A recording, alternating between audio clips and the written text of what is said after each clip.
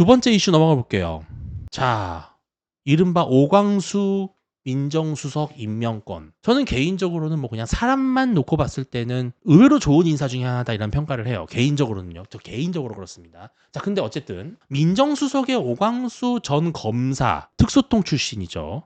지금 현재는 최근까지 법무법인 대류가주의 대표 변호사를 지냈던 오광수 변호사를 민정수석에 앉히겠다라고 하는 썰이 돌았어요. 받은 글이 막 돌았어요. 저도 몇 번 봤어요. 그랬더니 어떻게 됐느냐. 난리가 난 거예요. 예, 오광수 이렇게 기사 났더니 검찰 출신 특수통 안 돼.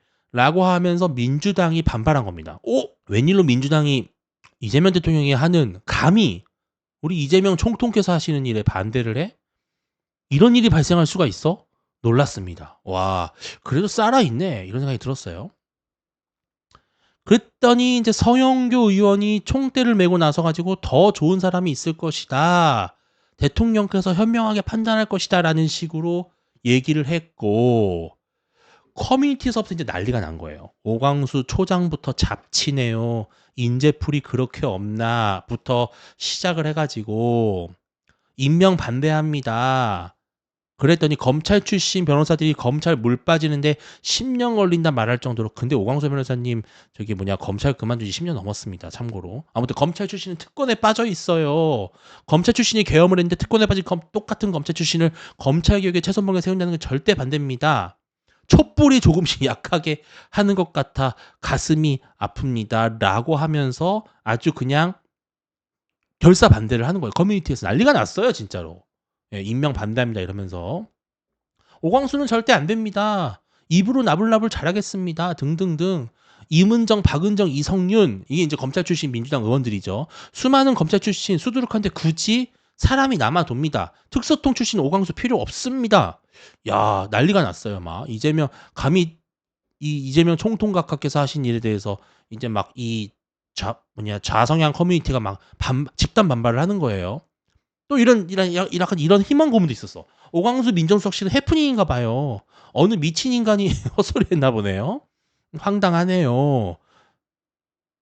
이 자를 입에 올린 자가 누구인지 알고 싶네요. 야, 이거 큰일 났네. 이 자를 입에 올린 사람이 누군지 이제 나옵니다. 좀 있으면. 네. 아무튼 이제 믿고 싶지 않은 거예요. 막 이건 아니야. 현실 부정 회로가 막 머릿속에 돌아가는 거예요. 오광수가 안 되는 이유는 다른 거 없습니다. 문통 때 이런 거예요. 문재인 대통령 때 윤석열 검찰총장을 앉혔더니 나중에 윤석열 검찰총장이 배신했더라. 그들의 표현에 따르면요. 그러니까 이번에 오광수를 임명하면 오광수가 결국은 윤석열처럼 될 거야. 라고 하면서 절대 안 돼. 윤석열이 자꾸 대자비가 되지 않을 수 없습니다. 추미애, 박은정 그리고 최공욱까지 지금 반대를 하고 있어요. 지금 오광수는 안 된다는 거예요. 믿을 수가 없어요. 막 이런 거예요. 야, 최강욱 변호사 나와가지고 이런 영상을 보니까 거의 뭐 이건 음모론 수준이라면서 별 소설을 다 쓰구나 생각을 했대요. 이 정도로 아주 그냥 막 확신에 찬 거예요. 그런데 따단 오광수가 임명이 된 거예요. 민정수석의 특수통 검사 출신 오광수. 이재명 대통령과 사법연수원 동기. 두둔 이렇게 된 거죠. 이게 웬걸. 이 자를 입에 올린 자가 누굴까요?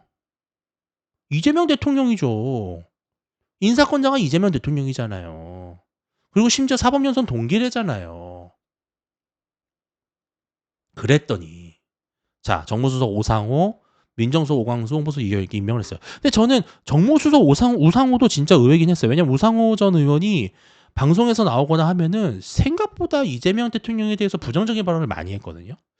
정무수석 되는 거 보니까 뭔가 이제 반대파들, 그러니까 민주당 내부에서의 비명계, 혹은 국민의힘 쪽을 조금 두루 이렇게 조금 이렇게 소통을 하겠다 이런 의지를 보이는 차원에서 아마 오상호 수석도 임명을 한 건데, 어쨌든 지금 여기 강훈식 비서실장 오른쪽에 서 있는 분이 바로 오광수 변호사입니다. 그러면서 사법개혁의 의지를 확인했다 이렇게 하는 거예요. 그러니까 뭐냐면은 지금 오광수는 안 된다고 했던 게 뭐냐, 이 검사 특수통 출신이기 때문에 검찰개혁에 이거 반대할 거야, 반발할 거야, 기득권이잖아 라고 했는데, 도리어 대통령실에서는 사법개혁의 의지가 있네, 확인이 됐어 이렇게 얘기를 한 거예요.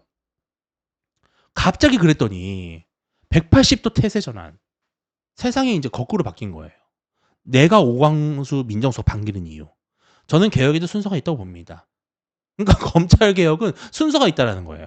그래서 오광수가 돼도 괜찮다. 갑자기 막 긍정적인 회로가 막 머릿속에 돌아가는 거죠. 이현주 의원이 이렇게 또 쉴드를 쳤어요. 오광수 수석에 대해 이걸 올렸지만 검찰총장이랑 달리 임기가 없고 얼마든지 만약에 그런 문제가 있으면은 자르면 된다.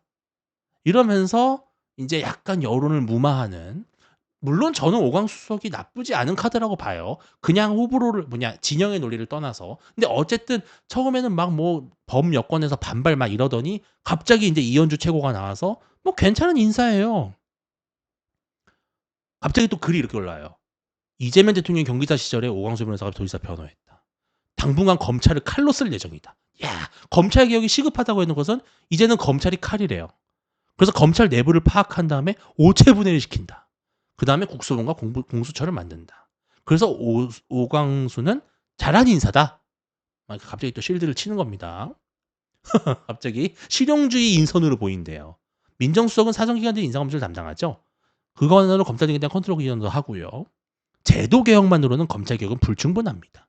조직 내 사람들도 바꿔야 돼요.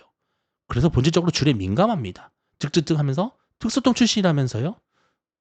오히려 잘할 거다. 갑자기 입장이 180도로 바뀌었어요.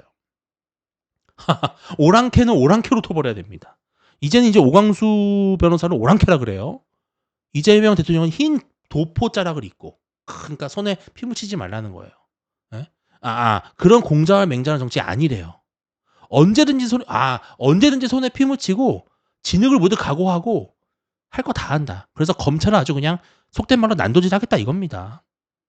지금 여러 잡음이 있지만 정말 자신이 있으니까 저렇게 임명하는 겁니다. 아니, 결사 반대할 때는 언제고 이제는 또 자신 있으니까 그런 거래.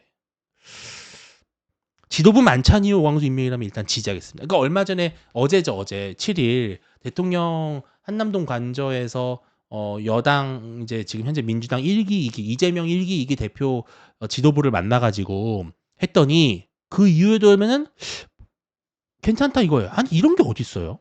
똑같은 건데 만나고 나서 오케이 되면은 괜찮은 거고 그 전에는 안 되는 거고. 왜? 그 전에는 썰일 줄 알았으니까, 풍문일 줄 알았으니까, 거짓말인 줄 알았으니까.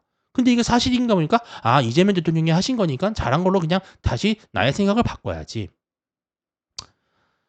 이게 정말 잘못된 것이죠. 그렇죠. 네.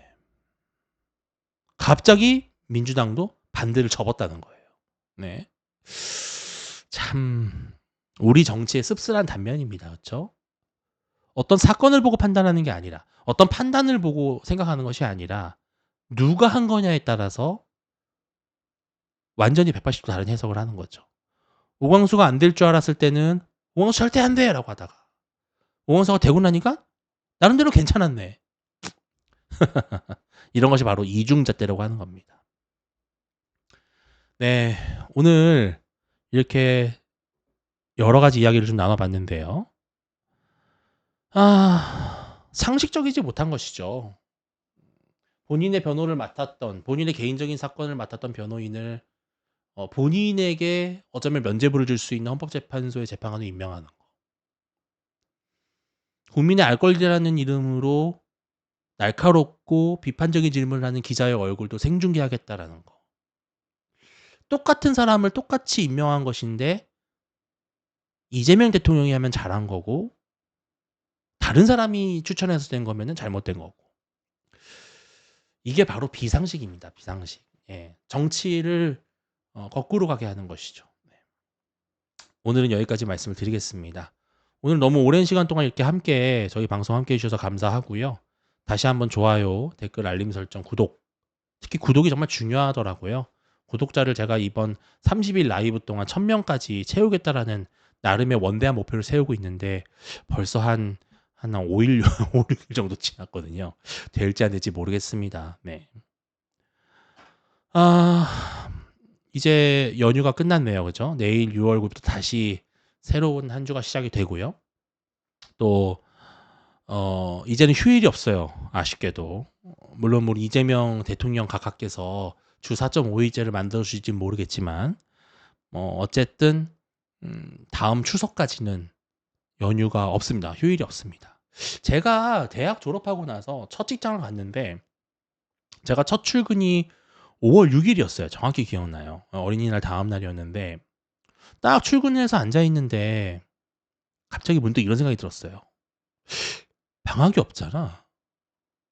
그러니까 아, 이제 진짜 휴가 말고는 쉴 수가 없구나. 갑자기 되게 현기증이 오더라고요. 그러니까 초등학교, 중학교, 고등학교, 대학교 다닐 때는 그냥 자연스럽게 찾아오는 게 방학이었잖아요. 물론 방학 때 알바도 했고 뭐 그런 일도 있지만 어쨌든 내가 뭔가 학교를 나갔다가 쉬었다가 학교를 나갔다가 쉬었다가 이런 리듬이 있었는데 딱 직장에 들어가서 인제 막 얼마나 신입 직원이가 많이 쫄았겠어요. 막 이렇게 딱 각 잡고 서서 앉아 가지고 막 일하고 있는데 문득 마음속으로 드는 생각이 '어 이제 진짜 나이 들 때까지 못 쉬네. 이제 쉬는 시간이 없네. 내가 백수가 되지 않은 이상.' 그런 생각을 하니까 진짜 아득하더라고요 정말로. 네. 그런 아득함을 여러분들께서 많이 느끼시라는 차원에서 말씀을 드려 봤고 농담입니다. 네. 그럼 다음 내일부터 여러분들도 화이팅 하시고요.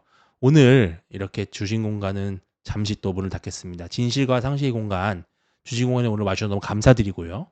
내일 저녁 9시에 다시 또 내일의 뉴스를 들고 함께 여러분들께 찾아뵙겠습니다. 감사합니다.